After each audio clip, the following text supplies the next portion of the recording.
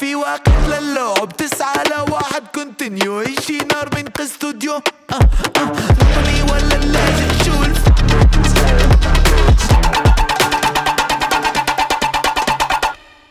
Greg Wyshinski is a good person who deserves better than being on this show, but he's here anyway. And we appreciate you joining us there, Greg. Keep saying yes, so yeah, keep having him on. I don't know why.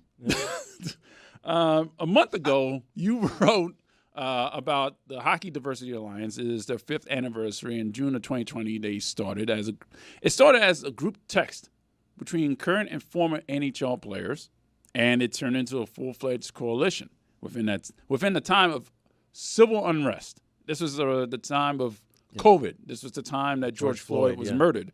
Yeah. So you wrote about the HDA. 5 years later, tell us how the group is doing and what it's been going through since their beginning. Well, the exciting part is there's now like palpable results from the group's work. Like they had a huge hockey fest in Toronto. They had one in the summer. They had one in the winter. They're doing a bunch of trying to get young, diverse communities to try out hockey in the Greater Toronto area. They've worked with some groups. I want to say Detroit, maybe Chicago. Maybe it was Chicago as well in trying to develop more youth hockey. And I think that's really been the HDA's biggest influence in their time is working with these youth groups. I mean, Anthony Duclair obviously has did some stuff when he was with the Panthers and continues to do stuff in other stops around the NHL. And, I think Akeem Aliu and the folks at the HDA are finally kind of, after a long time in existence and some stumbles, not of their making, have started to get some salient results. And the stumbles, by the way, are, you mentioned George Floyd. Like when the HDA started, they had a flood of sponsors come and be like throwing money at them, and we're gonna, sponsor this and sponsor that. And then, as we all know, like the public front-facing statements about diversity and inclusion in the years that after the George Floyd incident, kind of went by the wayside, and so did the funding. So they have a few sponsors that stuck with them. They're obviously looking for more. But they kind of overcame that and are now, really making some important inroads in trying to create more opportunities in youth hockey. Well, you mentioned Akeem Aliu and how he was treated in Calgary and how that career went. And the banana that was thrown on the ice because Wayne Simmons played a preseason game. These and many other incidents that has happened in the National Hockey League. In the past, we've gone from that to 2020 when Matt Dumba took a knee at center ice in an empty arena because of COVID. And the NHL themselves creating a coalition, the Player Inclusion Coalition. Has there really been any progress within the league to make the sport more inclusive, even after the aftermath of players bucking against wearing pride jerseys? Has there been any progress made? Well, let's not forget the NHL putting their own end racism signage in the arenas during the COVID games in Toronto and Edmonton. Like they were also kind of leaning into this too. And then, if you could look back at those games and those moments in the league, you also had, games that were postponed because of other incidents that happened, and the players kind of banding together and saying we're not comfortable, playing a game under these circumstances. As far as the things that they've done, and you're right, they do have their own diversity committee and initiatives within the league, and they don't work with the HDA. In fact, one of the things that I wrote about in that story when I talked to Akeem recently was, maybe a willingness from the HDA to try to find a way to partner with the NHL at some point, because that relationship is fractured and frankly it's non-existent at this point. So we'll see where that goes. But as far as what they do, like I've looked into it, I will fully admit that I check in now and again just to see if that webpage is still there for their diversity committee, considering the way that things have gone with other leagues and other corporations in the US.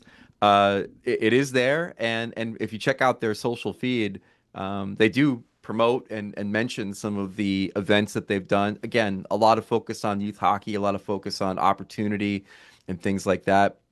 and it's they don't really blast it out there, and it's not really front of mind. But there are events that go on throughout the year that they're a part of, and you can kind of like find that when you go on their website. Greg, we got some pretty cool news this morning that Marc-Andre Fleury was coming out of retirement to rejoin his good buddy Sidney Crosby in Pittsburgh for one last hurrah. It's going to be probably the most attended preseason game in NHL history. I would imagine they're going to have standing room and they're going to bring in extra seats like they would at the Orange Bowl down here. So, The Orange Bowl. Casting aside how cool it is that Marc-Andre Fleury is making this comeback, how long do you think his buddy Sidney Crosby is going to keep that Penguins sweater on? Because I personally think Montreal, Roy, maybe Detroit, but certainly I'm not saying anything, man. The writing's on the wall. He's on his way out, right? Yeah, this Fleury coming back to Pittsburgh. It's got real Steve Carell coming back before The Office is canceled energy. Yeah, I mean, listen, my take on Sid is this. I had someone tell me in the off season that Sidney Crosby is going to play in the playoffs, no matter if it's in Pittsburgh or it's somewhere else this season. I asked Sid about that at the Player Media Tour. He didn't quite go as far as to say that. I think he's trying to really keep an open mind about Pittsburgh trying to pull a Washington Capitals and surround the veteran core with younger players and different players and seeing if they can maybe squeeze one last drop of juice out of this thing before the team gets blown up. A lemon. But I don't think it's going to happen. And Sid himself said, most of the punditry is going to pick us to finish last in the division. So I think within the first 2 or 3 months of the season, I definitely think it could happen before the Olympics, that we could see Crosby go to the Penguins and say it's time. I do think, though, it should be noted that there are people in Sid's life that I think would love to see him move on, not only for the betterment of him, but also for the betterment of the NHL. I mean, he is one of the most legendary players of the last 50 years in this league, and he is persona non grata at the most important time of the year, 3 years running. And even before that, the Penguins weren't really a contender. But then you have Sid, who, clearly has incredible affinity for the Penguins. I think has always fancied the idea of playing for one franchise. And, there is always the possibility that they could get good by the very, very end of his career. But overall, I have to imagine that the time spent losing has really weighed on this guy, and that he might, go to them and say, I'm ready for another opportunity. Is it crazy to think that Marc-Andre Fleury is going to be the savior in all of this, and he's going to fall in love with Pittsburgh? It's going to go beyond a preseason game. He's going to take over for Christian Jarry and Artur Silovs, and he's going to lead Crosby and the Penguins back to the playoffs. It's going to be the most amazing Cinderella story that everybody but Roy loves. Is that what's going to happen? No, but he's better than the goalies they had right now. It's like at the very least, maybe he does play another year. Who knows? But if he plays another year, does he have to give back all the gifts from last season? No. In my eyes, yes. If you do the retirement tour and you get a rocking chair and this and that, Yeah. and the other, A rocking and then chair you don't made of retire, hockey you got it. sticks. Yeah, Like exactly. if you're a 100%. cop and you get a gold watch for your retirement, and you decide to still be a security guard somewhere. You put No, retire no, every no. year. You Yeah, turn- you retire turn- every year. No, you put on a bus. You turn into Dennis Hopper. Yes, exactly. That's right. That's how you knew he was a cop, because that's the watch that they give you. I love that movie Listen so up, much. hotshot. What do you do? Tell that So wildcat. good. That wildcat. That's right. Pop quiz. Drive around the airport. That's the only way you drive, because there's no the copters can't go above the airport because of the air traffic control rules. Brilliant. So you mentioned Detroit, you mentioned Montreal. I think both of those teams have something in common, which is a lack of any guarantee they will be in the playoffs. And I think wherever Sid goes, it's not going to be on the bubble. It is going to be on a team that can contend, where he can, feel comfortable that he might have multiple rounds in the playoffs. I mean, we've all know the McKinnon connection from Cole Harbor and what have you, and so the Avalanche can't be ignored. One thing somebody told me once about Sid that stuck with me is, though, if he goes to Colorado, is he taking a cut in minutes? Yeah. He's going to be on the He's gonna third be the line. 2C. Yeah. Is he He's gonna take the 2C? Marchand diet. Is he not playing his spot on the power play anymore? Like, you imagine if Sidney Crosby comes to your team, you acquiesce. It's like Gretzky going to your team, right? No. No. Who knows? I mean, like, maybe he's going someplace. Like, maybe Montreal is a cleaner place for him to go, because you can go to Nick Suzuki and be like, hey, buddy, Sidney Crosby's over here, and all of a sudden you're Nick Suzuki and you're playing second line minutes for a couple of years until Sidney Crosby retires. But if he goes to Colorado, I mean, it is an interesting conversation to be had. Like, does McKinnon move to the wing on Sid's line? Who knows? But it's a different conversation to be had than say like Montreal or Detroit. How dare you compare Sidney Crosby to Wayne Gretzky? I'm saying Brad Marchand. From a prestige standpoint, it is absolutely the right comparison to make. A generation of players treat Crosby with the same, like a hockey deity, like all the people in Gretzky's era treated Gretzky. I know he doesn't have the same grandiose stats because he didn't have the pleasure of playing in the 1980s where goalies didn't know what the hell they were doing. But he's a pretty good hockey player, and I think he would be treated with the same reverence as Gretzky when he, bestowed his glory on the St. Louis Blues and New York Rangers at the end of his career. Why didn't Gretzky go home at the end? If we're talking, if this is what Crosby go back to Edmonton, and even Canada, just go back somewhere in Canada. Is he from Alberta, Gretzky? No, he's on the east side. Go back to Edmonton, going back to his original team. Forget he didn't. Yeah. Anyway, why did he go back? Why didn't he go back to Edmonton instead of spending the rest of his career in Los Angeles and New York? Or St. Louis? St. Louis. I still can't figure out that St. Louis thing. That was a strange anomaly in the Gretzky era. It's like when my boy Brodeur ended his career in St. Louis. Like, how did that not work though? Brett Hull, Grant Fjord. All I know is it's going to be great when Roy has to root for Sidney Crosby to bring home the Panthers' third straight title this year in the Brad Marchand role, and he has to do what Mike Ryan did with Brad Marchand this year. It's going to be so awesome. How kiss my ass. Like, how do they have the money to do this? They'll figure it out. They give him a no-show job or something down there to make the money work for Sid? Crosby's going to take $870K instead of $8.7 million. That'll be what it is. That's right. Let's hope Billy Zito knows a tree planting company down there that he can hook him up with. We'll figure it out. Yeah. Wish, you mentioned the player tour in Las Vegas that you were just at, and interestingly enough, hockey players actually said interesting stuff this week. I cannot believe it. There were a few interesting storylines that have come out this week in the lead up to training camp. I'm going to tee up two for you here, and we can attack both, but you can pick which one to go first. Mm-hmm. The Hughes brothers, who you talked to, in terms of them both kind of saying, hey, I'd really love to play with my brother, which we all kind of knew, but now it's out there. And there was the Jim Rutherford comments earlier this offseason, so that kind of revs everything up. And then Kirill Kaprizov turning down the biggest contract offer in NHL history. So you've got both of those options. Which one do you want to go with first? Well, I'll go with the Hughes first. I was happy my colleagues in the media that were there at the Player Media Tour got the most thuddingly obvious question out of the way, so I didn't have to ask it, which is, would you like to play with your brother? Would you like to play with someone you're quite fond with, that you grew up with, that you shared a life with? I don't know, maybe. Yeah, that guy sucks. So with that off the table, I asked the question that I was interested in, which is, like, what do these guys think when all of a sudden the president of the Vancouver Canucks is putting Quinn Hughes' business out on Maine like he did? Mm-hmm. And Jack is like, I was a little surprised he did that, to be honest with you. And he's like, I got no control over this thing whatsoever. But if Jim Rutherford wants to keep on talking about my brother, wanted to play with me and Luke, by all means, continue to do it. And Quinn was a lot more political about it. Like, he said, look, I got all the respect in the world for Jim Rutherford. I'm sure he's got a reason for having said what he said, and he said, I'll leave it at that. So I don't know. The interesting thing I talked with Quinn about with regard to the Canucks kind of putting out, you want to play with your brothers, is, we've seen teams get ahead of free agency and make trades. I mean, that is the reason Matthew Tkachuk became a Panther, was he communicated, I'm not gonna re-sign with Calgary. Calgary's like, let's just get ahead of this thing. Boom, the Huberdeau Weegar trade happens. So if like it's been established that Quinn's gonna walk, one, do they get ahead of it and just trade him? And then two, like, what does that do for him in the market? What is the reaction from the fans? And Quinn Hughes told me, hey, like, it's entirely possible that things are going to get awkward because the fan base is now under the understanding that I want to play with my brothers and my brothers are not in Vancouver. So that was an interesting conversation to have. Let's go into the CBA really quickly here because they're trying to roll things out this season.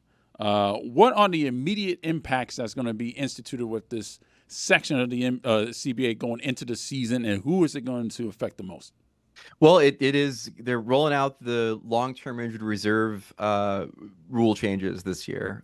So basically, if you put a player on long-term injured reserve, there's limitations on how much of that salary cap space you can use to replace them. And more importantly, in order to open up all of that salary cap space, you have to declare that that player is not going to be playing for you for the rest of the season and the postseason. So the whole sort of like being able to use all that salary cap space to overload your team with contracts, then oh my God, Jesus has risen. He's playing game 1 of the playoffs. He's no longer injured. That's not going to be happening anymore. And then on top of that, another way they're trying to clamp down on this is they have created a postseason salary cap for the first time. So the team that you put on the ice has to be cap compliant. As an agent told me, you could have a team that's like $130 million payroll, but the team that you actually put on the ice, the roster that's playing that night, has to be cap compliant. And, I'm still waiting. These guys are real smart in these front offices to see if there's ways that you can find loopholes for this thing.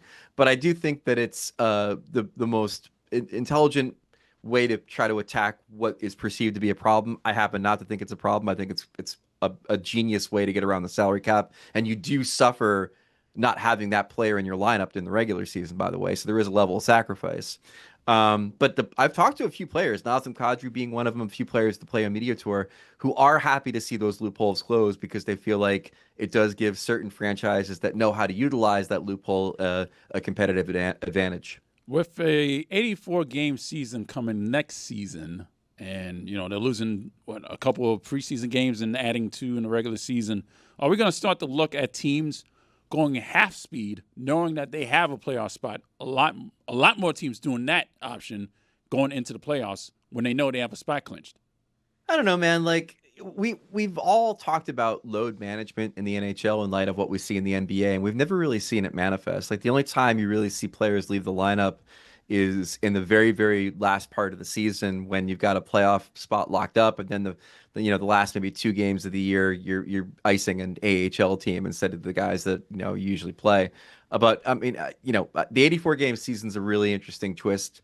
The players I've spoken to love it. They mostly because they love not having to have a grandiose preseason, which they don't think they really need, and don't want to play games that are completely meaningless.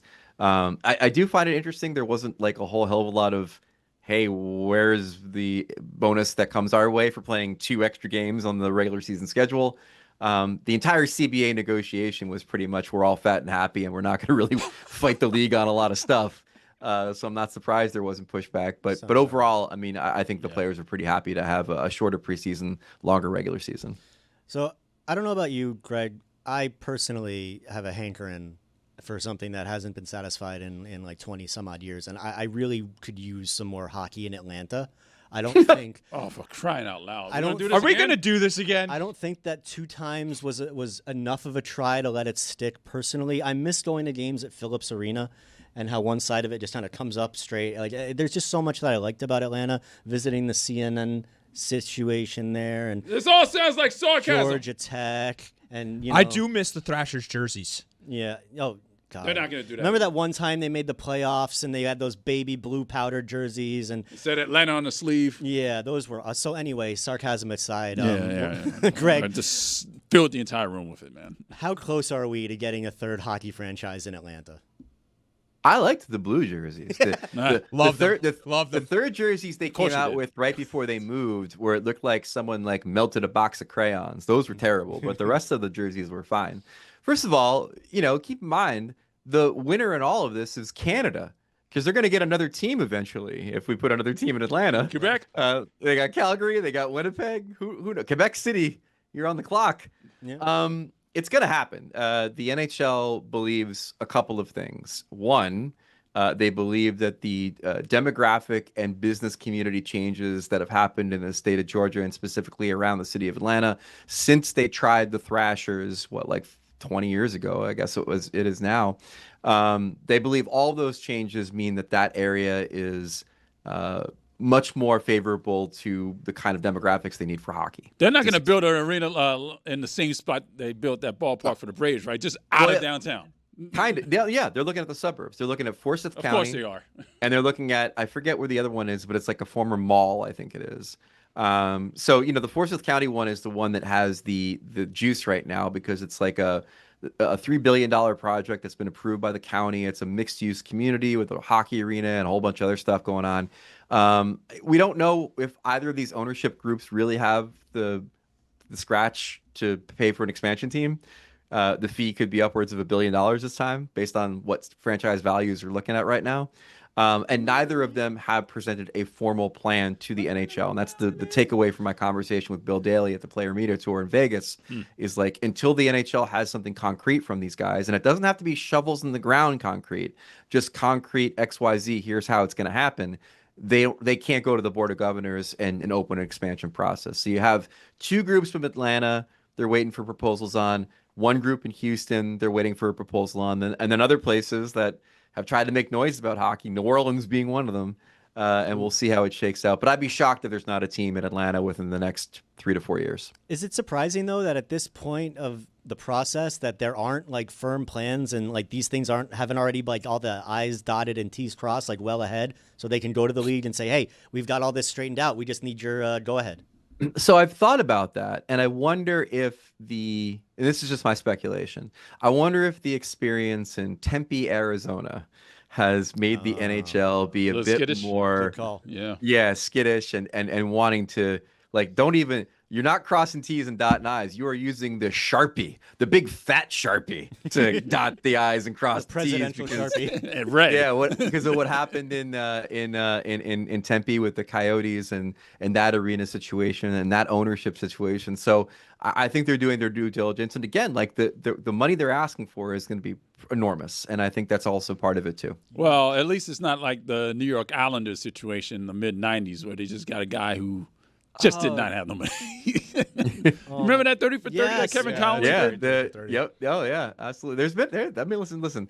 The guy in Arizona was a throwback because there was a time in the NHL where you'd have these stories once every 5 years of guys looking to own teams, and all of a sudden it becomes just a giant mess. It was nostalgic to have that situation play out. Oh my God. I want to go back to the Kirill Kaprizov signing that we mentioned earlier, or the non-signing, I should say. To me, this is the attempt. To me, this is fascinating. He's one of the best players in the league, in my opinion, and he just turned down an $8 million deal. I think it could end up with him making a lot more money. It could also end up with him screwing himself based off what Connor McDavid takes if he takes a team-friendly deal. And it could also end up with him not in Minnesota at all. So where do you see this playing out? Because I think it's going to be one of the most fascinating stories to follow for the next year if he ends up going to free agency next year. Well, your last point, I think, is the most important one, which is that maybe he just doesn't want to be in Minnesota, which is kind of my takeaway from the whole thing. I mean, if you go by the reporting on this, he turns down a contract that would have been the richest in NHL history, richer than the contract Alex Ovechkin signed with the Capitals back, I think, in 2008. Okay, so he turns that down. Well, maybe he doesn't want to go 8 years. That was one of the theories from Minnesota fans. Maybe it was the years and not the money that was the problem. Well, Michael Russo from The Athletic is like, actually, they've never talked about a shorter contract than 8 years. Okay, so it's not the years and it's not the money. I mean, I ain't no math major, but putting 2 and 2 together, maybe you don't want to be in Minnesota is the situation. I told you. He wants to be traded. I'm not saying you're wrong. I'm very interested because there's reporting that he loves it there and that they've been working on a deal. They're going to continue working on a deal. But I mean, when he turns down 8x16, maybe it still happens. Who knows? But I mean, the bottom line for me is that you turn down that level of money. You're not looking for anything shorter term. What do you want? You don't want more money, or you've already gotten all the money, right? I've read reports of his agent maybe knows that there's an even richer contract out there for Kaprizov. Maybe there is. I mean, he's a fabulous player. He's a multiple 40-goal scorer over multiple seasons. He's also a guy that has some health issues, in the regular season. But ultimately, it could just be that he wants to move on, and that's why he's not taking that money. And again, to put on Johnny journalism hat for a second, I've been trying to tell people, just think logically where this news comes from. Is it the agent or the player being like, hey, Exactly. If I'm him, I Look, turned Bill down more money than anyone's ever made in the NHL before. Well, Bill Garrett said it wasn't either of them.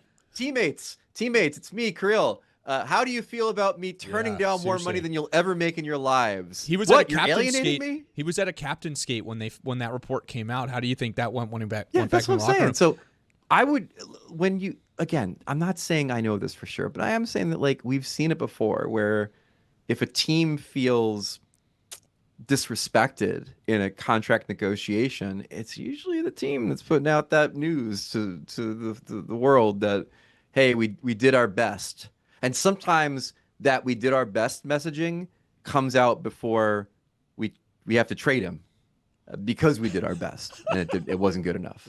Oh boy. Finally, what is the biggest story coming into the season?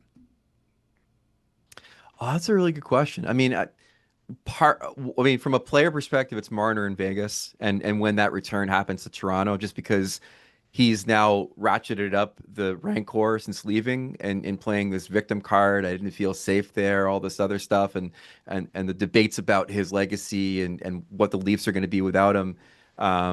It could be on the level of the John Tavares return to Long Island, which is still one of my favorite games I've ever covered in my life, where they were putting his jersey in the middle of the parking lot and running it over with cars. Yeah, they were and pissed. throwing rubber snakes on the ice during the game because he left the Islanders. So from that perspective, it's probably that. I think obviously the Crosby situation and the McDavid situation, which we didn't really talk about, are both going to play out in interesting ways. Like, does McDavid enter the season without a contract for next year? Where does Crosby end up? And then, from a team perspective, and this is obviously salient to the folks I'm talking to now, we may be in the midst of a dynasty. And what is that going to manifest as? Have the Panthers made a mistake running it back with everybody on the roster and not trying to maybe turn it over a little bit more? Or is this going to be a third straight cup and a fourth trip to the cup final in 4 years for this team? Scary. So that's it? Scary? I mean, not for me, for everyone else. Oh, okay. I don't know. It's the cap's going up. Like, they've got everybody locked up, and they're about to get $10 million off their cap when Bob is off the books after next season. So I feel like there's a lot of runway for the Panthers. Yeah, but also then you have to replace Sergei Bobrovsky. Yeah, and you can do that for less than $10 million, probably. No, for sure. But I'll tell you, that kid they got from Columbus, I'm bullish on that kid. Tarasov? Bill Zito once told me that he thought he was the most talented goalie that Columbus had in their system when Zito was an executive there. And Columbus, for what it's worth, does not have a Department of Goaltending Excellence like the Panthers have, and I'm intrigued to see if anybody can maybe scout goalies. if they can unlock whatever has been locked up in this guy talent-wise, because I think he's really talented. Greg Wyshinski from ESPN. He's writing about hockey, and we're getting back into it, folks. Mm-hmm. It's what next week? Next weekend? We're back. Training camp, Preseason baby. Training camp under coming a month. Up. Thanks, Greg. Anytime. Thank you to Greg Wyshinski. That was excellent. That was real good. He knows his stuff. Yeah, You think he likes us better than Merrick? No. I mean, we're not professionals like Jeff. I mean, he tolerates us. We're in the We'll get there. We're in the Professional Hockey Writers Association, just like Jeff Merrick, but we just aren't professional like him. We're professional like us. Well, that's true. All right, I don't know who's in the video room. I know it's you know what? It's Gino and Danny. Danny's back there. Yeah, Danny's back there. So we like to thank them for doing what they do. Ethan, Thank you. I didn't say thank you love to the you. show. Hey. I didn't say thank you. I'm thanking you, Roy. All right, I appreciate Rose you. is in the Thank you, back seat of a car in West thank Virginia. you, thank you. Is she still logged on or No, no? she's gone. No, she She left. can go do stuff. Good luck, Rose. That's David Jork. My name is Roy Bellamy. We will see you next week. Training camp starts. Oh my God. And we're almost there, man.